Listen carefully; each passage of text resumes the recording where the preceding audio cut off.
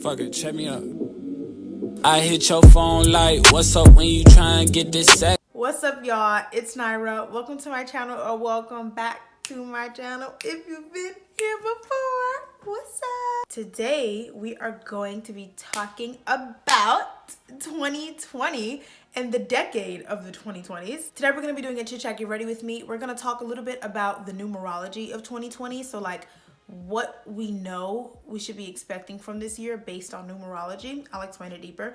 And then we're going to be talking about the things that I think we need to not only leave in 2019, but like leave in the whole 2010 decade. Like don't even say it. Don't even think about it.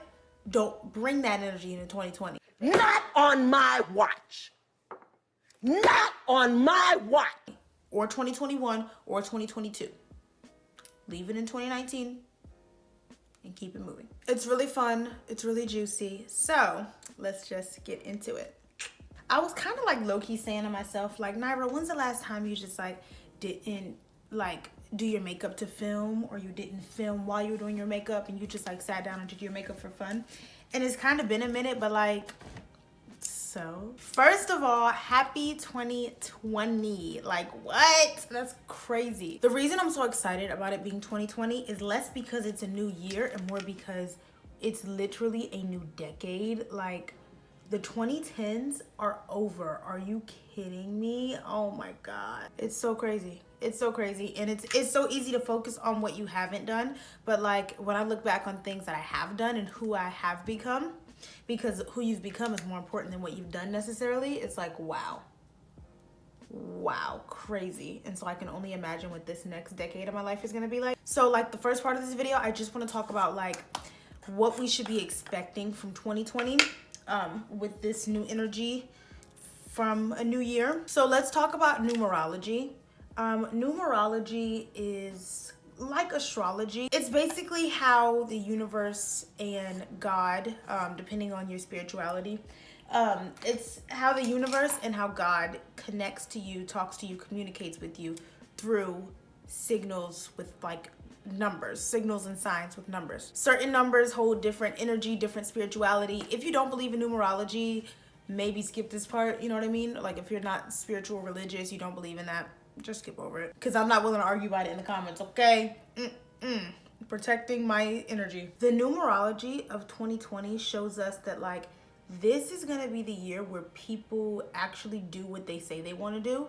Like this is the year where people kind of stop settling. People are sick and tired of being sick and tired, and 2020 is gonna be the year where they really leave that boyfriend. They really get that divorce from their abusive husband. They really quit that job and pursue the business idea that they've been thinking about for the last 5 years. This year holds that type of energy. People are less likely to settle.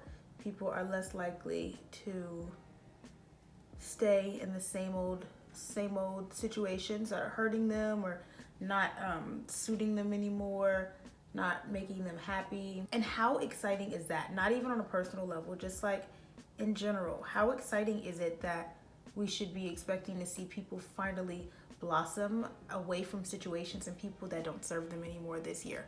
Like that makes me so happy for people. Y'all ever go somewhere and like say you go to, here's a good example. So I have a autoimmune thyroid disease. So I always go to like doctor's appointments. I'm always in and out of doctor's offices. And at my endocrinologist office, there's this one lady who is just nasty. And I don't mean like kind of rude, kind of cold, like brushes you off. Like, no, she's rude. Like the old Naira would have cursed her out by now. The old Naira would have been like, I don't care how much I like this doctor. I can't come back to this office because I'm going to catch a case. But I'm a little more calm. And so like, I just brush her off even though she really gets on my nerves. And every single time she's rude to me, I just complain about her to the doctor. Because I'm like, no, you're not about to sit here and be nasty to me, but I'm also not about to sit here and argue with you. But my point is, y'all know when you encounter people like that and you think to yourself, man, she must hate her job. She must hate her husband. She must hate her wife. She must hate her kids. Like, you know, you're just thinking to yourself, like, something is not okay at home for you to be acting like this right now. I feel like 2020 will fix a lot of people like that. 2020 will be the year that the lady who works front desk at my endocrinologist office finally leaves her unhappy marriage, and then she can stop being nasty to all the patients that come in there. I want to talk about a few things that I absolutely refuse to tolerate, not just in 2020, but like this decade. Like, just in the 2020s, just don't even think about it, please. Not on my watch. Not on my watch. The first thing, the thing that I like wouldn't even feel right if I didn't say in this video, blackfishing. Like, are y'all stupid? Everybody want to be black, but nobody want to be black. Everybody wants our rhythm, but not our blues. It's annoying. And it's frustrating because, like, when people do, if you don't know what blackfishing is, it's mostly, I mean, it's popular amongst influencers, but like, obviously there are people that do this that aren't influencers and they're just walking around being fake black in their everyday lives.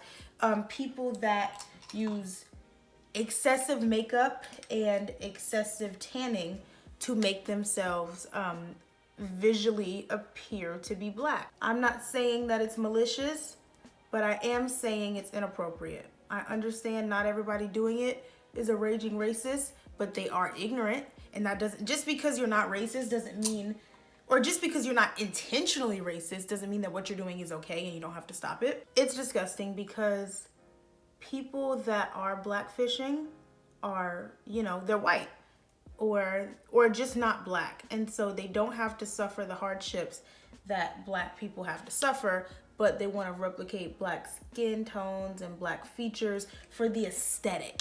It rubs me the wrong way, the same way that like wearing a Native American headdress and calling yourself an Indian for Halloween isn't appropriate. Like, no, because you don't have to suffer the consequences that you shouldn't have. You know what I mean? You don't have to suffer the injustices that you are born into just for being who you are, just for having the blood and having the skin that you have, but you want to dress up and use it like a costume just to be cute. Like, no, are you stupid? And then it becomes a problem when influencers are doing it, because it's like, you are making money by replicating black skin tones and black features, while other actual black women are either not profiting and oftentimes being oppressed for it. Are you dumb?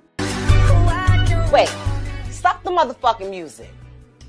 You, are you dumb? You gonna feel dumb, stupid. I just can't. And it's like, I don't know. The argument often is, I'm not doing this to hurt anyone. I just like myself this tan, or I just happen to tan so dark that I look like a dark-skinned black woman. Yeah, okay, sure. Often the defense is, I'm not hurting anyone and I'm not a racist. That's often what the people that are accused of blackfishing like to defend themselves with. But it's like, once you offend people, it's no longer a victimless crime. It's like, how can people go, hey, what you're doing is directly offensive to me, and then the influencers turn around and they're like, well, look, I'm not trying to be racist, I'm not trying to be offensive, but we're telling you how it is. How about you listen to the people that are born with the skin that you're trying to replicate? The way that some people like fetishize, I can't say that word, I'm sorry. The way that some people fetishize black features and black skin, it's nasty. It is like downright weird. You spending all that money on self-tanner when you need to spend money on therapy. The next thing I want to talk about is colorism and featureism against black people, and in specific, black women, because they are the main targets of it. We are less than 7 days into 2020, and Twitter was enraged yesterday because a black man tweeted that Ari Lennox and Tiana Taylor were somehow sexy and looked like pit bulls at the same time. First of all, if you think that's funny, you're stupid. Second of all, if you would have tweeted that as well, or you agree with him, you're stupid.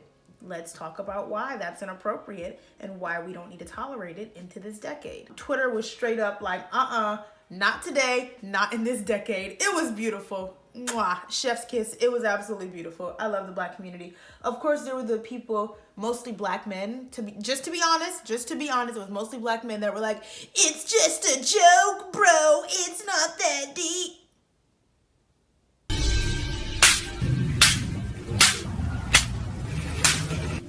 delete your account. Get off Twitter. Get off Twitter before you get yourself in trouble. Also in 2020, I'm finally using a foundation shade that matches me.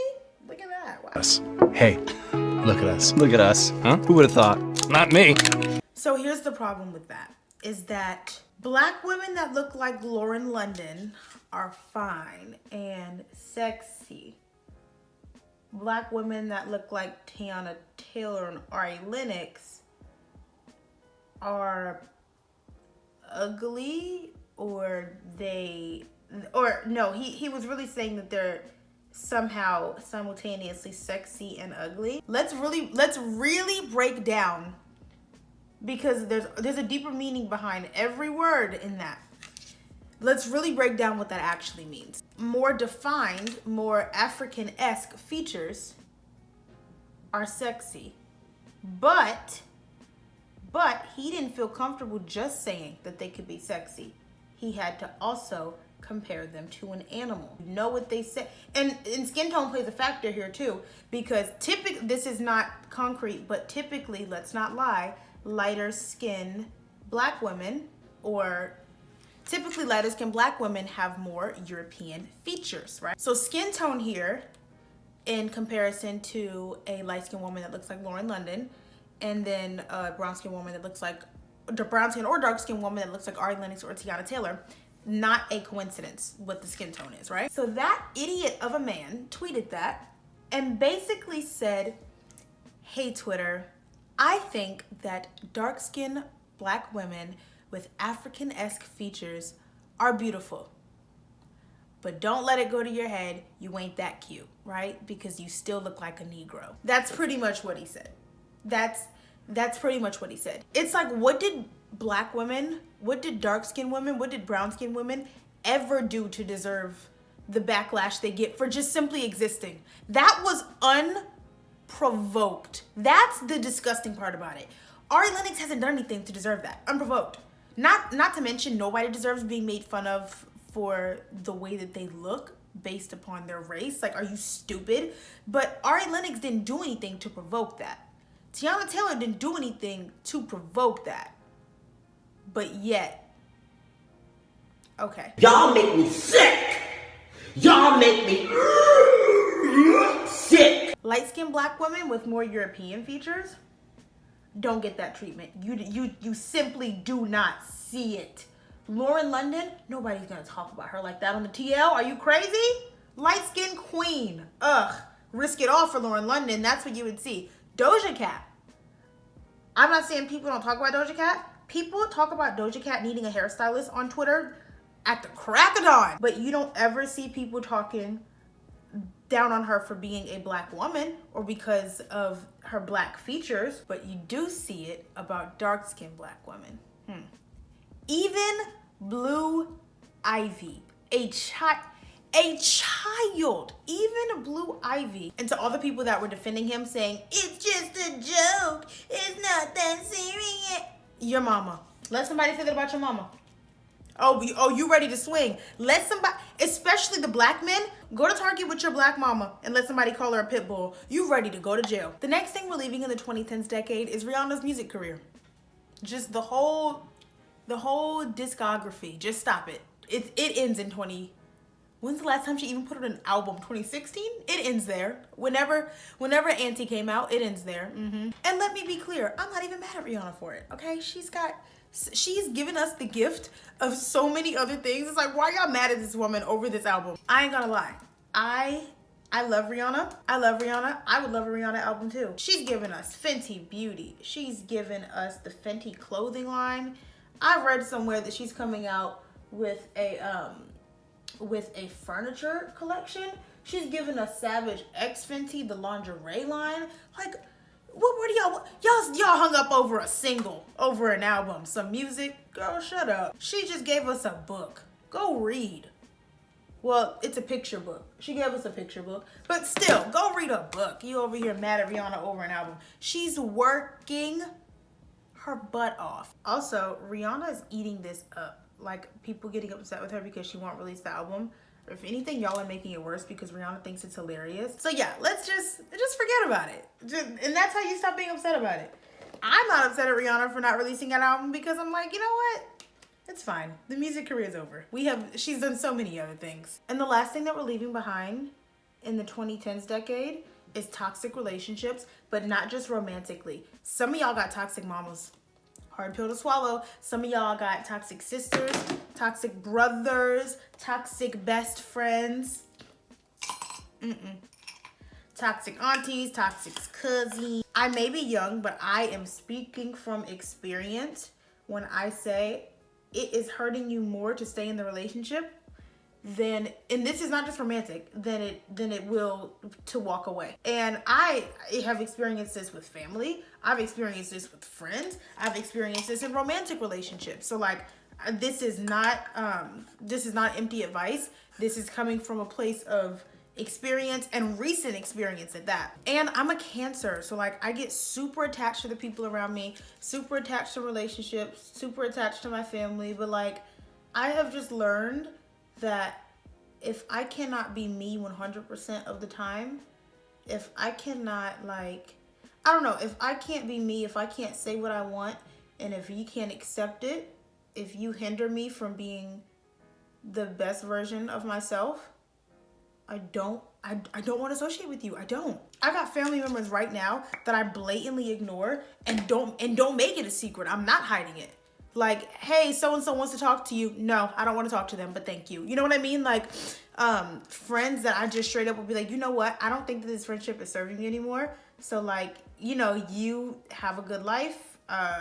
You know, that's that. We don't have to talk to each other anymore. Not only is it freeing to not have to deal with people that are toxic, but you just feel like you have control over your life. It's like I don't know, the energy shift that you feel when you release toxic people back into the world and out of your circle. Oh my, unexplicable, beautiful feeling. Even if you're gonna be lonely, wouldn't you rather be lonely but at peace rather than be having your energy like in chaos and have company? Like, oh my, no, I'm so sorry, but it could just never be me. Thank you guys so much for chatting with me. I hope you enjoyed this video. If you did, give me a like, comment, subscribe, all that cute stuff. Follow me on Instagram. I want to hit 100K on the gram this year, so like, go ahead and follow your girl. It's cute over there. I will see you guys in my next video. Bye. Fuck it, check me out. I hit your phone like, what's up when you try and get this sex from me? You know I don't mean no disrespect, honey. Hey, ain't no gas, you the best, honey. Fine ass in a pic, had to get a text from you. Loving how that gold sit on your neck, honey. That gold chain is on your